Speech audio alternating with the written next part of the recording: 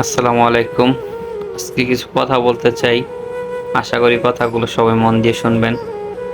যারা যারা ভাবেন না যে বিদেশ কত শান্তি, কতই না জানি শান্তি, বিদেশ গেলে কত টাকা পয়সা, গেলেই মানুষ 50,000, 1,00,000 টাকা, 1.5 লাখ টাকা, 2 লাখ টাকা পাঠায়। ঠিক আছে, কিন্তু যারা বিদেশ আইছে তারা বুঝে বিদেশ যাওয়ার কত কষ্ট। সকাল রাত দিন কোনোটাই নেই, স্বাধীনতা বলতে কিচ্ছু নাই। এই যে দেখেন, আমাদের দেশে বাংলাদেশে কিন্তু ভিডিও করা যায়, সৌদি আরব কিন্তু ভিডিও করা যায় না। ঠিক আছে, সকাল 4টা বাজে উঠতে কাজে যাওয়া লাগে, বিকাল আইসা আবার নিজের রান্না নিজে, ওষুধ হলে নিজে, ট্রিটমেন্ট নিজে, আত্মীয় স্বজন কেউ সাপোর্ট, কারো কোনো সাপোর্ট পাওয়া যায় না। কষ্টের জীবন, যে কি কষ্ট একমাত্র যারা বিদেশে তারাই বুঝে।